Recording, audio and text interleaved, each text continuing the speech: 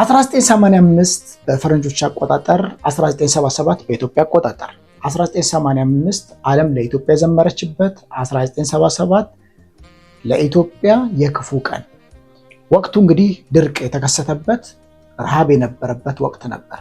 በዚህ ወቅት ታዲያ ሁላችንም እንደምናስታውሰው በታሪክም እንደምናስታውሰው እስካሁን ዓለም እንደሚያወራው ኢትዮጵያ የደሃ ሀገር የረሃብተኛ በዓለም መታወቂያ ሆኗል። ይህ መዝሙር መታወቂያችን ነው። ምናልባት የማታውቁ ሰዎች ካላችሁ ለኢትዮጵያ የተዘመረ መዝሙር ነው። በረሃብ ምክንያት የተዘመረ መዝሙር ነው። ይህ ታሪካችን ነው። የእንግሊዙ ጋዜጠኛ ትውልደ ኬንያዊው መሐመድ አሚን። ይሁንና ልክ የዛን ዕለት የተሰራ ታሪካዊ ስህተት አሁንም እየተደገመ ይመስለኛል። እኛ ነጥብ የምንጠልበት በሌላው ዘንድ ግን ነጥብ የሚያስገኝ ስህተት። ይህ ታሪካዊን ስህተት ልንደግም አይገባም ብዬ አስባለሁ።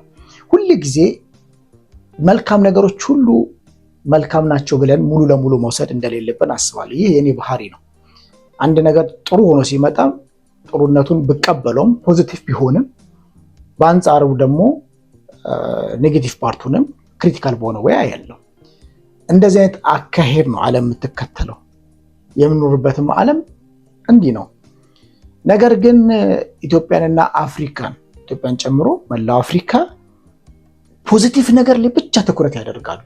ከዚህም አንጻር የሚመጣውን ጎጂ የሚመጣውን ክፋት ማየት ባለመቻላቸው ትልቅ ዳሜጅ ትልቅ ጉዳት ያደርሳሉ። ይህ እንግዲህ የኛ ድክመታችን ነው። ኢትዮጵያ ላይ ትኩረት እናድርግ። እንግዲህ እንደምናውቀው በቅርብ ጊዜ ከዚህ በፊትም አጭር ቪዲዮ እንደሰራሁት ስፒዲ ሾው መምጣት በጥሩ ጎን ቢታይም ነገር ግን እሱ የሄደበት አካሄድ ኔጌቲቭ ፓርቱ ወይ ደግሞ ዳሜጁ ታይቶኛል፣ ትክክል አይደለም ብዬ ተናግሬ ነበረ። አሁንም እሱ አቋሜ ላይ ያለሁት። ይህ ለምን እዚህ አቋሜ ላይ ጸናውኝ? በዚች ሀገር ላይ ጠላት በአራቱም አቅጣጫ አፍጥጦ እንዳለ ማሰብ መቻል አለብን። ይህ እንግዲህ ለማየት ሚዲያዎችን መከታተል ያስፈልጋል። እንግዲህ ይህን ካልኩ ዘንዳ የዚህ ልጅ መምጣት ክፋቱ ምንድን ነው? ብዙ ሰዎች ፖዚቲቭ ነው ያዩት። ጥሩ ነው። በዓለም ላይ አስተዋውቆናል። ኢትዮጵያን አስተዋውቋታል። አሪፍ ነው፣ ቆንጆ ነው። ነገር ግን ስለዚህ ልጅ ታውቃላችሁ? ማን ነው? አይሾ ስፒዲ የተወለደ ከየት መጣ? ባክግራውንዱ ምን ይመስላል? አጥንታችኋል? ስለዚህ ሰው እውቀቱ አላችሁ? መረጃው አላችሁ? ጫር ያደረኳትን ወይ ደግሞ ትንሽ ያወኳትን ሼር አደረጋችሁ መጥቻለሁ። ይህ ወጣት እንግዲህ አሜሪካዊ ዩቲዩበር ነው። በ2005 ነው የተወለደው። አሜሪካ ውስጥ ትንሽዬ ግዛት ውስጥ ነው የተወለደው። ዝናን ያተረፈው በ2021 ነው። ነገር ግን ዩቲዩብ ቻናል 2016 ይከፍትና ሰዎችን ያሸብር ነበረ። ብዙ ጥልቅ ብዬ አልገባበትም። ጎግል ላይ ቁልጭ ብሎ ስለተቀመጠ ገብታችሁ ማንበብ ትችላላችሁ። እንግዲህ ይሄ ልጅ 2016 ጀምሮ እስከ 2021 ድረስ ዩቲዩብ ቻናልን በተከታታይ ሲሰራ ቆይቷል። በትምህርት ቤት ብዙም ትኩረት ያልተሰጠውና ብዛም ነው ማንም አያውቀው። ብዙ ጊዜ ሰዎች ትኩረት ባለመስጠታቸው ምክንያት ብዙ ተከታይ እንዳልነበረው ይናገራል።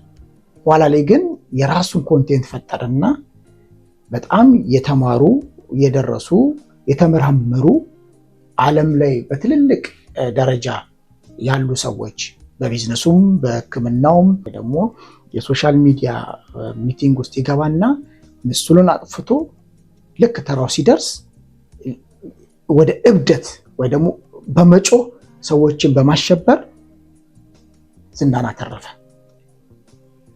ዝና ያተረፈው በእነዚህ ሰዎች መካከል ነው። እነዚህ ሰዎች ናቸው ዝነኛ ያደረጉት አይደለም። መዝሙሮቹ ወጣቶች ናቸው። እነዚህ ልጆች ከ10 እስከ 18 ዓመት የሚከተሉት ልጆች ያንን እያዩ የተቀባበሉ በቲክቶክ ላይ ዝነኛ ያደረጉት። እንግዲህ አንዳንድ ሰዎች ኢትዮጵያ በመምጣቱ ኢትዮጵያን በዓለም አስተዋውቋታል። ለማን ያስተዋወቃት እንዴ? ተው እንጂ ጎበዝ። አናሊስት የለም እንዴ ኢትዮጵያ ውስጥ? የሚመራመር ሰው የለም እንዴ? የሚያጠና ሰው የለም እንዴ? ዝም ብሎ በቃ የተገኘውን በቃ የመጣውን እድል አምጥቶልናል ተብሎ ይበላል አይደለም። ኢትዮጵያን ማስጠራቱ አይደለም ክፋቱ፣ የሚያመጣው ዳሜጅ ነው መጥፎ ሳይ። ይሄ ሰው እኮ ትልልቅ ዝነኛ የተባሉ ሰዎችን የተመራመሩ የመረመሩ ያስተማሩ የሚያስተምሩ ዓለም ላይ ብዙ ትልልቅ ስራ የሰሩ ሰዎች መካከል ገብቶ የሚበጠበጥ ሰው የበጠበጠ ሰው በዛ ዝናን ያተረፈ ሰው ነው። ባክግራውንዱ ስታጠኑ ተምሮ ለዓለም ያበቃው ነገር የለም። እንደምታዩት ጩኸት ብቻ ነው። እና እነዚህ ወጣቶች ይከተሉት የነበሩት ወጣቶች ዝነኛ ያደረጉት። ታዲያ ይህ ኢትዮጵያን ያስተዋወቀበት መንገድ እኔን ያልተመቸኝ ወይ አንዳንዶች ሰዎች ያልተመቻቸው ጉዳቱ ምንድን ነው? ችግሩ ወይም ደግሞ ጉዳቱ ኢትዮጵያን በዓለም ዳርቻ ማሳወቅ አለማሳወቁ አይደለም። ችግሩ ጉዳቱ እነማን ናቸው የሚከተሉት? እነማን ናቸው ደቀ መዝሙሮቹ? እነማን ናቸው? ከ10 እስከ 18 ዓመት የሚሆኑ ልጆች ናቸው ዝነኛ የሚያደርጉት እነዚህ ናቸው። በወስተርኑ ዓለም አሁን በተለያዩ ትምህርት ቤቶች ውስጥ ከ10 ዓመት 11 ዓመት 12 ዓመት የሆኑ ልጆች አግሬሲቭ ናቸው፣ ይጮሃሉ፣ ሪስፔክት የላቸውም። እንደዚህ አይነት ባህሪ ነው ያላቸው። ሁሉንም ባልልም የሶሻል ሚዲያ የፈጠረባቸው ተጽዕኖ በዚህ ደረጃ ግልጥ አድርጓቸዋል። ወደ ኢትዮጵያም ስንመጣ ግልጥ ብሎ የታየ ነገር ነው። እንደውም ልጆቹ ህፃናቶቹ በደንብ አልታዩ። አዋቂው ነው የባሰበት ኢትዮጵያ ውስጥ። አዋቂው እብድ ሲል እስቲ ይዩት፣ ግቡና ተመልከቱ። እንዴት አታጠኑ? ማን ነው ምንድን ነው ይዞኝ ገደል የሚገባ ነው አይደለም? አናስተውልም እንዴ? አትሊስት መጽሐፍ ማንበብ የምንችል ሰዎች እንዴት ይህን ማጥናት ያቀተናል? እዩት እስኪ ግብፅ ሄዶ ትንንሽ ልጆች ራስ እኮ አያውቁትም። ቪዲዮን አይቼዋለሁ። አያውቁትም፣ አናቅም። ትልቆቹማ ለምን ትረብሻለህ ሁሉ ብለውታል። ለምን እንደው የምትረብሸው? በሰላም እየሄድን ለምን እንደው የምትረብሸው? ይገቡና ይዩት። 3 ሰዓት ነው የፈጀበት ፒራሚድ ውስጥ ለመጎብኘት። የፒራሚዱ ጉብኝት 3 ሰዓት ነው የፈጀበት። በስርዓት ነው ያስተናገደው። ይሄ መጨው መረበሽ እንደፈለገ ልክ ኢትዮጵያ ላይ እንደሆነው አልሆነም። በስርዓት ከጅምሩ እስከ መጨረሻው ድረስ ማለት ነው። ኢቭን ድንጋዩ ላይ ሲተኛ አይታችሁት ከሆነ ሪስፔክት ጮህበት፣ ተነስ ነው ያለው። ሪስፔክት እንዴት አድርጎ እንደተነሳ አይታችኋል። እኛ ጋራ ሲሆን ነው የሚረክሰው። እኛ ጋር ሲሆን ነው ሴቶቻችን የሚረክሱት። እኛ ጋራ ሲሆን ነው ካልቸራችን ባህላችን የሚረክሰው። አያናድድም ታዲያ? ይሄ አያበሽቅም? ይሄ ታሪካዊ ስህተት አይደለም? አሁን ከግብፅ ጋር ኢትዮጵያ እንዴት አድርገን ነው የምናነጻጽረው? በጣም እኮ ልዩነት አለን፣ የባህል ልዩነት አለን። ተመልከቱ። ቡናው ትላላችሁ፣ ምግቡ ትላላችሁ እንዴ! እያንዳንዱ ኢትዮጵያ ውስጥ ያለው ካልቸር አንድ ቀን አይደለም፣ 1 ወር አይበቃው። በስርዓት እንኳን አንድ ወር አይበቃው። በ4 ሰዓት ውስጥ ነው ነካነካ አድርጎ ጨርሶ ወጣው። የሚታዩ እኮ በጣም ብዙ ካልቸሮች አሉ፣ ግን እንደፈለገ እንዲሆን እድሉን ሰጠ ነው። ለዛ ነው አቅልሎት የወጣው ማለት ነው። ሁሉን ነገር አቅልሎት ሄደው። ስናየውም ደግሞ አብዛኛው ተከታዮቹ ኢትዮጵያኖች ሲያዩት የነበሩትም ኢትዮጵያኖች ናቸው። የግብፁን አይታችኋል። ጄሬም ሄዶ አይታችሁታል። ማንም ሰው አያውቀውም። በግድ ነው ሰላም ሲል የነበረው። ጭራሽ ራሱን ስፒድ ነኝ እያለ ሲያስተዋውቅ ነበረ። በግድ ነበረ። ለራሳችን ክብር ይኖረን። ኢትዮጵያ ውስጥ እኮ በጣም ብዙ ምሁራን፣ ብዙ ጸሐፊዎች፣ ብዙ ደራሲያን፣ ብዙ መምህራን፣ ብዙ አትሌቶች በጣም ድንቅ ያሉባት ሀገር ነች። እነሱን አዋርደን የትም ብንሄድ አንከበርም። እመኑ፣ አንከበርም፣ እንዋረዳታለን። ይሄው ውርደታችንን ተከናንበን ነው ቁጭ ያልነው። እስቲ ስፒዲ እንግዲህ ለወጣቱ የስራ እድል የትምህርት እድል ይፈጥር እንደሆነ እናያለን። እኔ በዚህ ጉዳይ ላይ ቀልባችንን ብንገዛ ጥሩ ነው። ዊ አር ዘ ወርልድ ተብሎ የተዘመረላት ሀገር የሚያስመካ የሚያስጨፍር የሚያሳብድ ምንም ነገር የለም። በእጆቻችን ሰርተን ጥረን ግረን ለዓለም የሚታይ ነገር ካላመጣን ድህነታችንን ከኛ አላቀን ታሪክ ካላደረግነው በትምህርት በልጽገን በእውቀት ዳብረን ዓለም ላይ ተጽዕኖ እስካልፈጠርን ድረስ እጆቻችን እግሮቻችን በርትተው እስካልሰሩ ድረስ እመኑኝ we are the world ጎግል ላይ ለዘመናት ቁጭ ይላል፣ አይፋቅም። የተዘመረልን መዝሙር ከጎግል ላይ ይሁን ከሶሻል ሚዲያ ላይ ከዓለም ላይ ለመፋቅ ታሪክ መስራት አለብን። ምንሰራው ጥረን ግረን በመስራት በመማር አቅም በመፍጠር ዓለም ላይ ተጽዕኖ በመፍጠር ነው። የኛ ጩኸት ወንዝ አይሻገርም። ስፒዲ ጮሆብን ወጣ፣ ስፒዲ ጮሆብን ወጣ።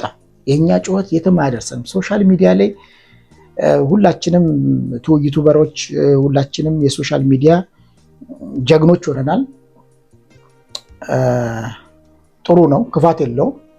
ነገር ግን ተመጋጋቢ ስራ ደግሞ ቢሰራ ጥሩ ነው። እኔ ኢትዮጵያዊ ነኝ። ጀግንነትን ማሳወቅ የምፈልገው እንደ ኃይሌ ገብረስላሴ፣ እንደ ቀነኒሳ፣ እንደ ጥሩነሽ ዲባባ፣ እንደነ መሰረት ደፋር የመሳሰሉት ዝነኞችን ለዓለም እየተናገርኩ እኔ ደግሞ ይሄ አለኝ እኔ ደግሞ ይሄ ነኝ ብዬ በማሳየት በማስረዳት በማስተማር ነው እየፈጠርኩ ነው። የበኩሌን እየተወጣው ነው። እኔ ድለኞች ነን ብዬ አስባለሁ ሄዶ ግድቡን አለማየቱ። ምክንያቱም ምን እናውቃለን፣ በተልእኮ መጥቶ ቢሆንስ መጠርጠር ግድ ነው። አፍሪካን ነው እየዞረ ያለው፣ እያሰሳ ያለው አፍሪካን ነው። ድሮ ቀረ ጦርነት፣ ወታደር ልኮ መዋጋት ድሮ ቀረ። ምናልባት እኛን የሚመስል ሰው ልኮ እየተጠናን ይሆን? ብዙ መጽሐፍቶችን ለማንበብ ሞክሬያለሁ። ብዙ ታሪኮችን ከሰዎች ለመስማት ሞክሬያለሁ። የዌስተርን ማይንድሴት በጣም የረቀቀና የሚገርም ነው። ይህን ነገር ልናጤንበት ይገባል። ሁል ጊዜ ቀን መሆን፣ ደግ መሆን ደህንነታችንን አደጋ ላይ እንደሚጥለው ማሰብ መቻል አለብን። ሁል ጊዜ ነገሮችን አንጻራዊ በሆነ መንገድ ማየት መቻል አለብን። የተገኘውን ነገር በሙሉ መልካም ነው ብለን መውሰድ የዋነት ነው፣ ምክር አይደለም። ዓለማችን በዚህ እየተዳደረች ስላለ ማለት ነው። ወሰኖች እንግዲህ ቤታቸው ቁጭ ብለው መረጃን ያገኛሉ። እኛ ደግሞ በየዋህነት እንሰጣለን። ይህ ነገር ሊታሰብበት ይገባል። ይሄ እዚህ ልጅ በግብፅ ሄዶ እንዲመቅለል ኢትዮጵያ በዛ ልክ በፍቅር ተቀብለውት እዛ ሄዶ ግን ስሙን እንኳን እስካለማወቅ የደረሱበት ስነስርዓት ይዞ አገሪቷን ጎብኝቶ መውጣት እንደሚገባው ወጥቷል ማለት ነው። እያንዳንዱ ሀገር ሁለት ቀን ያሳለፈው ኢትዮጵያ ግማሽ ቀን ነው። አላቅም ለምን ግማሽ ቀን እንደሆነ። አሁንም ይህ ጉዳይ ቆም ብለን ልናስብ የሚገባ ጉዳይ እንደሆነ ማስተዋል አለብን፣ ግዴታ ነው። ምሁራኖቻችን፣ ጸሐፊዎች፣ ደራሲዎች፣ የታሪክ አዋቂዎች፣ መምህራን፣ የእውቀት ባለሙያዎች በሙሉ ይህንን ጉዳይ እንዴት ታዩታላችሁ? የሰው ልጅ አእምሮ በዱላ ብቻ ይስተካከላል ብላችሁ ነው የምታስቡት ወይስ በእውቀት ይስተካከላል? አእምሮ እኮ የሚሰራው በኖሌጅ ነው፣ በእውቀት ነው። አእምሮ የሚቀየረው በእውቀት ነው። እኔ እንግዲህ የአእምሮ ዱላ የበለጠ አቅም አለው ብዬ አስባለሁ። የአእምሮ ዱላ ይበልጣል ብዬ አስባለሁ። በተለይ ደግሞ ሶስተኛ ሀገር ለሆኑት እንደ ኢትዮጵያ ላሉ ሀገሮች ዱላ በፍጹም መፍትሄ ሊሆን አይችልም። ይህ ሀገር ተረካቢ የምንለው ወጣት ምን ያህል ተከታይ እንዳለው አልተመለከታችሁም? አላያችሁም? ይሄ ነገር ጥያቄ ውስጥ መግባት የለበትም ብላችሁ ታስባላችሁ? ይሄ ነገር ሊያሳስባችሁ አይገባም? እንደ ሀገርስ አደጋ ላይ ነን ብላችሁ አታስቡም? እኔ በበኩሌ ይሄ ነገር ያሳስበኛል። እኔ እንዲህ አይደለም ያደግኩት። ገና ብዙ ነገር ይጠብቀኛል። በሀገሬ ተስፋ አለኝ። በትውልዱ በወጣቱ ተስፋ አለኝ። ነገር ግን መምከር አለብን፣ ማውራት አለብን፣ መወያየት አለብን። አሜሪካ የራሷ የሆነ አናሊስት አላት፣ ተንታኞች። ኢሮፕ የራሳቸው የሆነ ተንታኞች አናሊስቶች አሏቸው። እያወሩበት ነው። በዚህ ጉዳይ በስፒዲ ጉዳይ ይተነትናሉ፣ ያወራሉ። እያንዳንዱ ነገር ቁጭ ብሎ ቤታቸው በቴሌቪዥን መስኮታቸው ይመለከታሉ። የኛስ ምሁራን፣ የኛስ የታሪክ አዋቂ ተመራማሪ ምን ታስባላችሁ? ይህን ጉዳይ ልናጤንበት አይገባም ብላችሁ ታስባላችሁ? እንቅልፍ የነሳኝ ጉዳይ ስለሆነ ደግሜ ቪዲዮ ለመስራት ተገደድኩኝ። እኔ እንግዲህ በበኩሌ የተቻለኝን እያደረግኩ ነው፣ የአቅሜን እያረኩ ነው። ይህንን መጽሐፍ እድለኛው ናችሁ ወጣቶች ገዝታችሁ ማንበብ ትችላላችሁ። መጽሐፍ መደብር ጃፋር ጋር ታገኙታላችሁ። ብዙ ነገር ትማሩበታላችሁ ብዬ አስባለሁ። ድንቁርና ነፍስ ዘርቶ አቅም ገንብቶ አገራችን ላይ ሰልጥኗል። ድንቁርናን ለማጥፋት የእናንተ ጥረት፣ የሁላችንም ጥረት ያስፈልጋል። እንደ ሀገር መሰባሰብ መወያየት አለብን። በየፊናችን በየዘርፋችን መወያየት አለብን። ይህንን ጉዳይ እንድትመለከቱት አሳስባለሁ። በተረፈ ለወጣቱ ማስተላለፍ ፈልገው በጩኸት የተጸናች ሀገር የለችም፣ የተገነባች ሀገር የለችም። ሁሉም ሀገር የተገነባው በጥረት ነው። ግርግር ለሌባ ይመቻል። በግርግር እሴታችንን፣ በግርግር አይዴንቲቲያችንን፣ በግርግር ማንነታችንን እንዳናጣ ቆም ብለን ልናስብ ይገባል። ይሄ ጉዳይ እኔንም ስለሚመለከተኝ ማለት ነው። የሀገርን ደህንነት፣ የራሳችንን ደህንነት አደጋ ላይ በሚጥል መልኩ ያለንን በሙሉ መስጠት ሳይሆን ምን አለው ምን አለህ እኔ እስካንተ ምን እጠቀማለሁ የሚል ሀሳብ ይዘን እንድንጓዝ አሳስባለሁ። አይሾ ስፒዲ ወደ ኢትዮጵያ ድንገት ቢመጣ የተሰራውን ስህተት በደንብ አድርገን ማከም ማስተካከል አለብን ብዬ አስባለሁ። የእሱ መምጣት አለመምጣት አይደለም ዋናው ጉዳይ ወደ ኢትዮጵያ የሚመጡ ብዙ እውቅ የሆኑ ሰዎች ሊኖሩ ይችላሉ። ብዙ ዓለምን ደግሞ ከዓለም ሊያስተዋውቀን የሚችሉ ሰዎች ሊኖሩ ይችላሉ። ይህንን የተሰራውን ስህተት እንደ ማረሚያ አድርገን ከዛ ታረመን በስራው ዘርፍ ላይ ያሉ ሰዎች ቢያስተዋውቁ ጥሩ ነው ብዬ አስባለሁ። ለምሳሌ እንደዚህ እንደ ግብፁ የቱሪዝም አስተዋዋቂ ምናልባት ሰዎች የራሳቸውን ሰው እንኳን ቢመርጡ የሀገር ጉዳይ ስለሆነ የካልቸር ወይ ደግሞ የአይዴንቲቲ ጉዳይ ስለሆነ ግዴታ ማስተዋወቅ ያለባቸው ሰዎች ተሽሎክልኮ ቢሆን ገብተው ማሳወቅ አለባቸው። ግዴታ ነው፣ መስት ነው። አልጄሪያም አይታችኋል፣ እንደዛው ነው የተካሄደው። እሱ በመረጠው ሰው ሀገር ልትተዋወቅ አትችልም፣ ገደል ይዞ ነው የሚገባው። አንድ ሰው ምክንያት መላው ሀገር ገደል መግባት የለባትም። ይህንን ጉዳይ ከልብ ልናጤነው ልናስብበት ይገባል። የመጣው ሁሉ አገራችን ላይ ዳሜጅ አድርሶ አገራችን ላይ ጉዳት አድርሶ መሄድ የለበትም።